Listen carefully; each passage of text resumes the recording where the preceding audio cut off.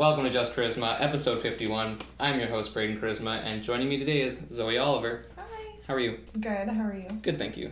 So Zoe owns her own hairstyling business, and she's been, styling hair for over 10 years now, which is... Just under, sorry. Yeah, that's which is super exciting. So you've seen it all. Pretty much, right? Yeah. So that's exciting. So, how did you get into hairstyling? What drove you to it? It's weird. People have asked me that before. I think the first time I remembered thinking about hair, I was literally 3. Okay. And I had this doll with, really awesome hair, and I could braid it and do all this stuff. And my mom, I hate to say it, sucked at hair. Okay. And I just wanted my hair, I don't know, it was the 90s, spiraled breadths everywhere. My mom could not do any of it. So, no? Yeah, I just started out like that. And then throughout school, I was always just, the girl that was really good at hair. Okay. And then, I went to hair school when I was 18, so I went right after high school. Yeah, just as soon as you could. Yeah, as soon as I could, almost to get it out of the way, because I don't really love school. Yeah, and then, it's you get it done, you're over with it sooner, and at least you can enjoy, you're doing what you want to do, and then you also can just relax. Yeah, totally, yeah, it felt good, because, I had my son at a young age too. Yeah. So when I went back to work, I was actually really thankful that I had a career and I didn't have to go to school or I didn't have to work at McDonald's. Not that there's anything wrong with that, but I was glad I could have a carear without. Yeah, you don't have to put there was not that weight or stress afterwards, which is really cool. Yeah, totally. Okay.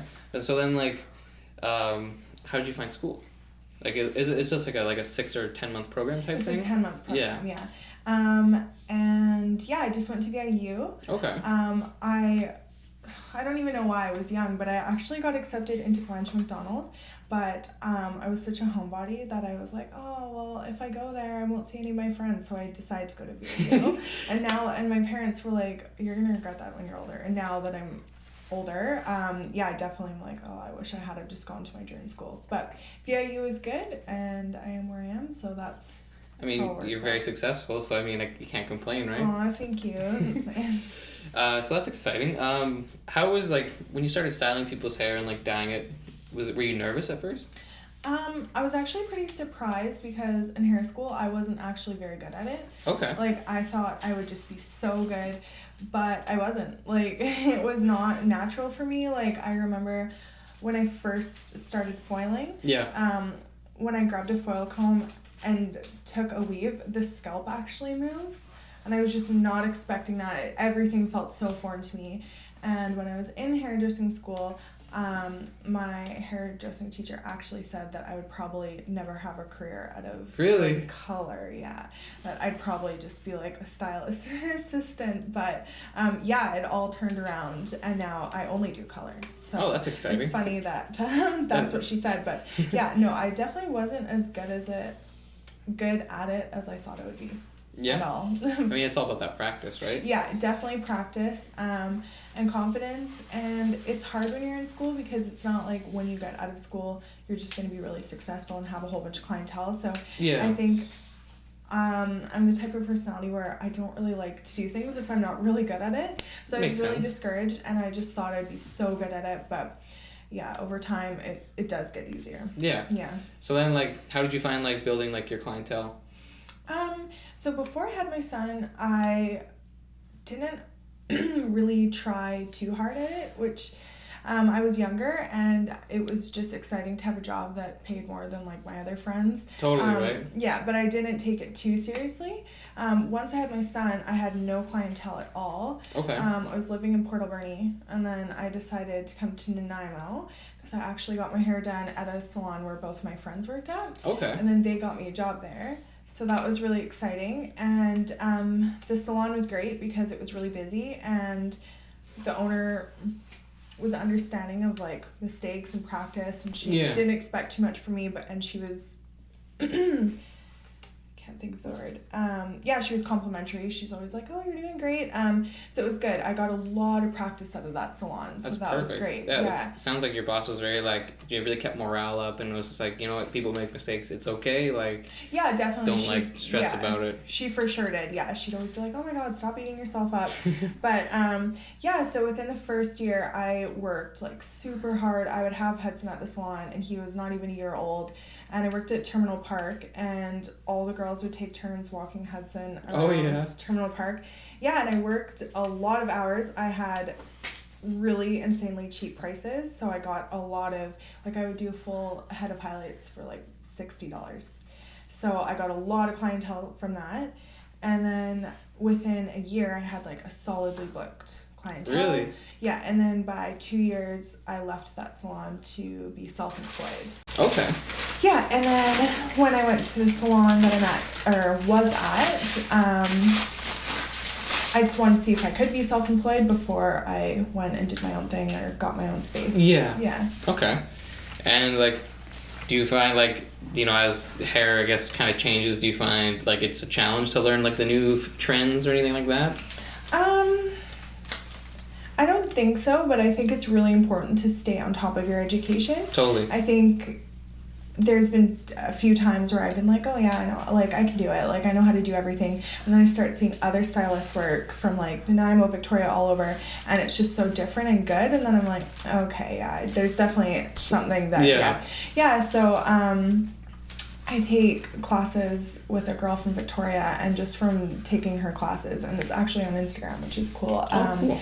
I've learned so much, but yeah, I think if you stay on top of your education, nothing's too crazy, but I think if you just are comfortable in the fact that you're good, you'll definitely start getting behind, and yeah. Yeah, like, because you'll just like kind of stay on high on that confidence train, and you'll just be like, yeah, I don't have to worry about it, and then someone will be like, oh, I want to do this, and then you're like, wait, what? Yeah, definitely, and actually that has happened a few times, but yeah. And then you just try and hope for the best type thing. Yeah, totally. Yeah, and I mean, a lot of the times with hairdressing, it is just like, I don't want to say trial and error, but it is like flexible to be creative. So there isn't necessarily one way to do something. So it's not actually the worst idea if you don't know how to do something and you try it out.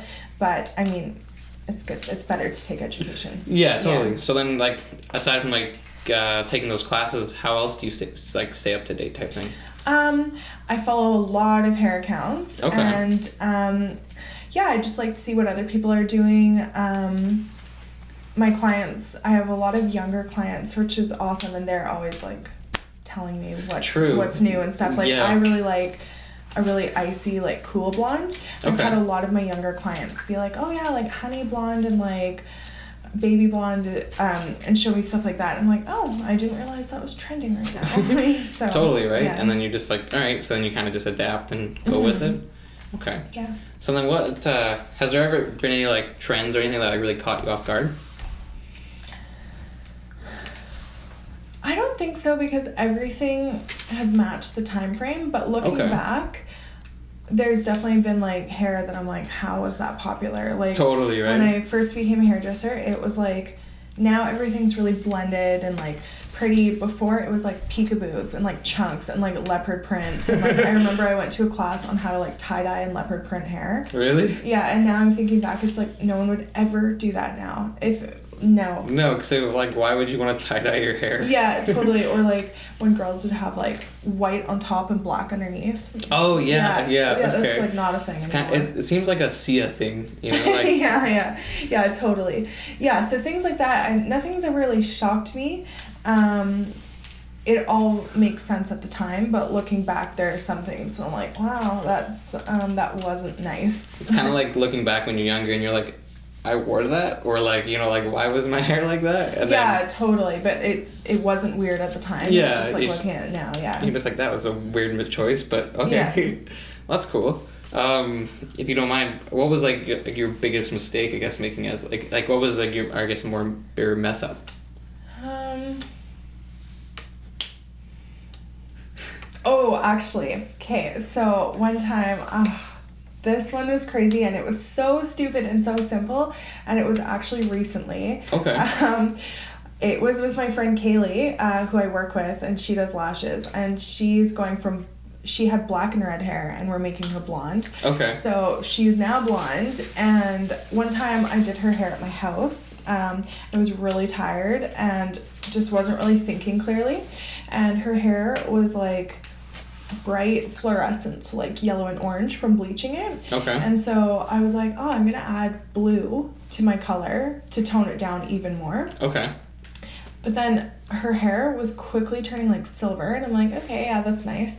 And then I'm just like going around my kitchen doing whatever, and I look over at her hair, and it's like teal, like turquoise. Really? Like Kylie Jenner blue, like when she had that hair. And I was just like, oh my god, okay, let's go to the sink. And she was like, okay. And then I'm like scrubbing, and then she's like, what's going on? I was like, nothing, I'm just giving it like a really good rinse. And she's like, okay. And then I'm going on, and I'm like, and it was summertime, and I'm just looking at it, I'm like, okay, so your hair's blue. And she's like, oh, okay, like what kind of blue? And I'm like, not a nice one. Yeah. And then she looked in the mirror, and she's like, no, this has to go. I'm like, I know. Yeah. And then I took a picture of it, and I sent it to my friend, and he's like, that looks like Tent City. I'm like, oh my god. No. Yeah. So that was really stupid and simple because blue and yellow make green. Yeah, So, and then I could not figure out why it happened, and I was just like, because I've used the product before. Yeah. But not with yellow, with green, like orange kind of hair, but this was like fluorescent yellow. So I think the vibrancy of the yellow made like a really strong teal turquoise. Okay. It was a really nice color, but she was supposed to be blonde. Yeah, and it's a little off. Yeah, it was insane. Yeah, and then I just thought about it once I wasn't as tired. Like the next day, I was just like, yeah, blue and yellow make green. Yeah, that makes total sense. Nothing wrong happened. I just wasn't thinking. Yeah. Yeah, but that was probably the biggest thing. Okay. Do you find it like hard to like to mix colors or anything like that? Like if they like want something specific? I sometimes think warm colors challenge me, just because most of the colors that I do are like pearl or violet or very icy, whereas warm colors I don't do as often. So whenever someone asks me for a warm color, it makes my, like, I have to think a little bit more about it. Whereas if someone's like, I want to be white, I'm like, okay, awesome. Done. Yeah. But if someone asks me for like honey or anything like that, I'm like, okay.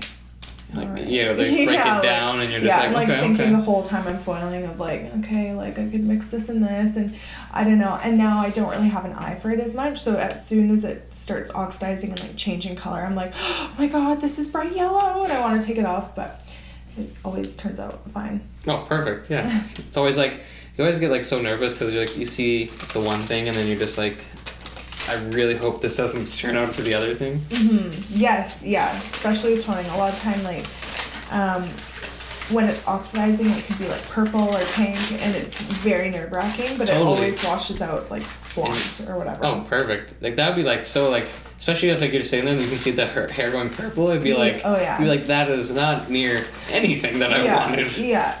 Purple doesn't scare me as much, but like, some colors oxidize orange and yellow, and I'm like just staring at them like, please don't. Yeah, literally. Yeah. Mm-hmm. Okay. So like, what's been like, you mostly just kind of do colors in the hair? Yeah, I basically just do colors. Okay. I'd say 90%, 95%. Yeah. So like, how did you kind of choose to just how did you kind of want to specify in that niche? Because when I first started out at the salon I was working at in Terminal, it was basically just color, and she had a whole bunch of color deals for me. Okay. So it was just what I was doing all the time. And then the second salon that I was working in, I had very limited hours there.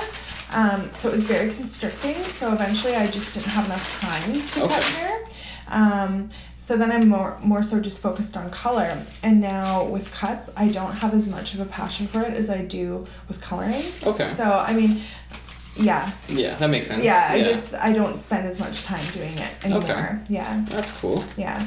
Well, Zoe, this is the part of the show called The Motivational Moment. Okay. So how would you describe your passion in 5 words or less? Driven, motivated, creative, and inspired. Okay. So then why did you choose those ones? Motivated, because I'm always motivated. Like, my career motivates me to always keep pushing forward and getting to that next level. Determined, because I am very determined to get to the next level. Inspired, because I'm always inspired by clients, by Instagram, by things around me. And creative, just the same sort of thing. Just because it's always changing and I'm never stuck in a box. Hair is always changing. Totally, right? Yeah. Okay. Well, thank you. So, like, have you ever had a client say, just do whatever? Yeah. So, like, then how do you kind of base that? Well, I have one client, Crystal, and she's really awesome. I've been doing her hair for a few years, and she's like strawberry blonde, and we used to do just kind of trending things like really icy and silver tones, and then she's just like, you know what, you can just do whatever you want. So now we'll do warmer tones like strawberry blondes and goldens, and it's really nice because it takes me out of my box to actually try something different, because every time I do her hair, it's something different every time. So I really like doing her hair just because it keeps me on my toes. I'm always doing something different with her, and she always likes it, which is really nice. Perfect. Yeah. Can't go wrong with that. Mm-hmm. Okay, that's cool. Yeah. So then you left your last salon to start like your own business. Mm-hmm. So how exciting and like nervous was that? Yeah, I was really nervous. I struggle with anxiety, so I don't know, I had a lot of self-doubt. I was worried because at the time when I was looking for a new space, I didn't see any commercial spaces that I loved. So I now rent a basement suite that is plumbed and converted into a salon, and then I've set it up myself. And I was just really worried that if I went into a house, people would be like, oh, well, where's your career going? Why are you in your house? Like, why don't you have a salon? But it actually was a lot different than what I expected. I got like an enormous, huge amount of support, like so many messages I couldn't even keep up with. That's like, awesome. Yeah, it was so great. And everyone was just like, oh my God, like, congratulations, like you basically just started like working in an IMO and you're doing this. So I guess I didn't really see it like that, but it was really exciting and nerve-wracking at the same time, and now I'm just excited for the next step. I love working in this space so far, but I'm excited to one day have a commercial space. Totally, right? Where it's like, you know, you driving down the road and you can see it, you know? Yeah, totally. Mm-hmm. How did you know it was the right time? I just knew it was the right time because I wanted more out of my career. Okay. I wanted to work more. I wanted to offer my clients more. The last salon that I was working in was very beautiful, but I just wanted more of a box to work out of, right, instead of being in a box. Totally. If that makes sense. Yeah. All right. And like, so have you like adjusted your prices over the years type thing, or yeah, for sure. Like when I first started, I guess it was 4 years ago, at the other salon that I was at, like I said, my highlights were $60. My kids' cuts were like $7. Okay. Yeah, so it was crazy. And then, slowly over the years, I think I raised them last year. But I'm good right now where I'm at. Once I further my education even more, then I'll raise them again. Makes sense. But right now, I think it works for me and it works for my clients, so that's good. That's good. Yeah. So then, from when we talked, you seemed like you're like booked constantly, like it's like always go, right? Yeah, it's crazy. Like, again, sometimes I'll self-doubt and be like, oh my God, I'm not booking up. And then I look at my schedule to book someone in and it's just solidly booked. I'm like, okay, cool. Okay. Yeah, people are still booking. Yeah, it's awesome. I'm really booked. It's the one thing though, is sometimes I can be a bit of a workaholic. Like, I'll work like 12 hours. And I really like it. But then sometimes it gets overwhelming because it's like Hudson has literally grown up in a salon. He washes the bowls, he sweeps up after. So it's like he's so used to it. And sometimes it's like 9:00 and he's like, can we go home? I'm like, we should. We really should. Like, I don't know why I'm working this late. So going forward, come September when he goes to school, I need to be working like 9 to 6 or like you know, like more normal. like Yeah. I can't be home at like even 7 anymore. That's too late. Like, I mean, like that way you can, like, you know, make dinner, kind of wind down and, like, you know, totally. Just, like, by the time we eat dinner, a lot of time it's like 8:00.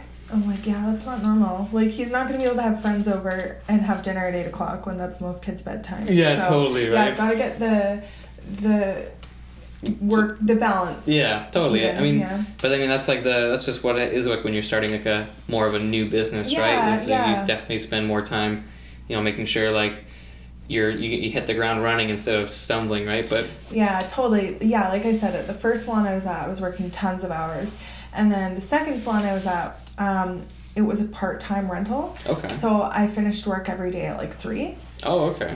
Which was awesome. But now it's like I definitely want to work later, but it's hard because then I'm overdoing it and working like 10 to 10 and stuff like that. It happens, right? Yeah. As long as it's every once in a while, yeah, right? it's not every day. Not every day. So then, like, how often do your clients come and revisit you? It really depends on what you're getting. If you are getting your roots done and you're blonde, it's every 5 weeks. If you're getting highlights and you want them to stay on top and fresh like all the time, it's 8 weeks. Okay. Or maybe 12. And then something balayage and more low maintenance could be 3 to 6 months. I even have a client who comes in once a year. Oh yeah, so okay. Some things are lower maintenance, but I find most of my clients come like every 2 to 4 months. That's pretty good. Yeah. So I mean, how many clients are you up to now? If you have like a ballpark number, I guess. I actually just wrote all my clients down when I was moving from the other salon to this one, and I think I have like just under 150. That's awesome. Something like that. Yeah, I mean, not all of them are color. No. But I do have a lot of men's cuts, and like I have a few ladies that will come in for cuts. Okay. But yeah, I really didn't realize how many I had. Yeah, and then it just like it kind of dawns on you, right? And you're like, holy crap! Like, yeah, I have a lot of clients that are from out of town too, so I won't see them as much. I might see them once or twice in a year. Okay. So they're not like a regular client, but I'll still see them. Like I have a client from Vancouver, which is just so crazy. Really? Yeah, and she'll come down like twice a year, and then I have clients from Tofino. Okay. All over the place. So that's awesome. Those guys I don't see as much. So. But I mean, it's gotta feel good though that they're making like special trips to be like, I need my hair done. Like this is my gal. Like. It's crazy, especially the Vancouver and the Victoria clients. It's like there are definitely really good hairdressers where you are. Like you can save the gas, but I mean, if they want to take the time, I mean, why not? Right? That's nice. It's flattering. Mm-hmm. What's like the most rewarding thing about owning your own like salon business? To know that I did it by myself with 1,000,001 odds against me.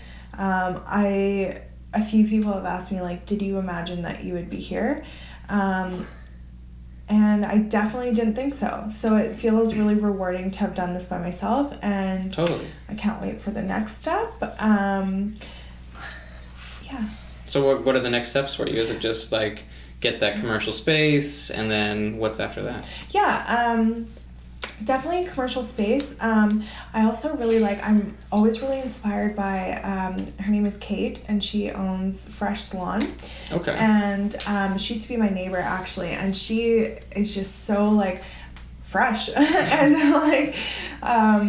she's awesome. She has got in like clips and like little hair stuff, and she's branding her salon, and she's just so good at it. Okay. And that's really inspiring to see because she's on her own too. It's just her and her salon, and she's home based as well. Oh, sweet. But her salon just looks like a real like commercial salon. Like it's really nice. Like she's uplifting, and she does a lot of local education. She did a one-on-one class with me, and I find her really inspiring. So not to copy, but she definitely. But like take the good things, right? That you find like I could incorporate this or like, stuff like that. Totally, yeah. She's really inspiring. That's gotta be nice to get like that one-on-one class. I mean, that way you're able to really get kind of focus on like if you have any questions or anything like that. Yeah, totally. It was really nice of her, and she did it on a day off, which was really nice. Yeah, it was super sweet of her. Yeah, and I'm a really visual learner, so I just brought in a model, and then I was like, can you do this? And she's like, yeah, and does it so fast too. And I'm a longer foiler. Like, I will foil for a really long time. Totally. She does like half of the work, but the work looks the same, so that's great. She really is good with time management, so it was nice to see that because I saw the technique, and then she did it like seriously so fast, and I'm like, I don't know how you did that, but I bet you did, so it's good. Okay, that's cool. Mm-hmm. So then I guess, are you open like 7 days a week then? No. Right now I am working 4. Okay. Because when I originally started at the last salon, I had transferred my son into a preschool. Thank you. That's cool. Oh my god, this looks so good. Is that a bow in my hair? Oh my god, love it. Yeah, when I had transferred him into this preschool daycare type thing, they only had 4 days a week available, so that's all I could work. And Makes so sense. Now that's still all they have. So I still work roll 4 with days a week. yeah. Mommy, how do I draw you? How do you draw me? Just do whatever you think it. How do I draw your pants? Blue. I want to draw you a dress. Okay, yeah, draw me in a dress. Yeah, so once he's in school, I'll probably work Monday to Friday, but right now I work Monday to Thursday. Which dress do you want? So yeah, you'll be going to Monday to Friday? Yeah, I'll do Monday to Friday. Right now I'm Monday. Do you mean this? Yeah, that one. I'm Monday to Thursday and every other Saturday. But lately, I'll take Fridays, like I did client today. I'll take my clients who are familiar with Hudson, so then he can be in the salon and I'll do their hair. Yeah. But he can be full of questions and kind of distracting at times. So, I did my one client's hair.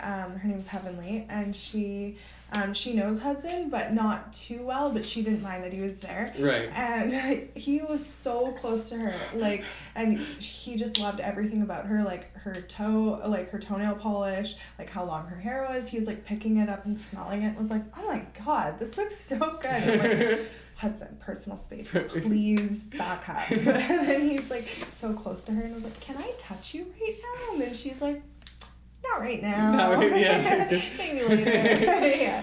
So I don't bring him in the salon unless it's like a friend. So I'll work some Fridays, but right now it's Monday to Thursday. That's not bad though. Yeah. I mean, it's good. It seems like you're still getting your 40 hours, which is like definitely easily like. Yes, for sure. Yeah, absolutely. Yeah, for sure.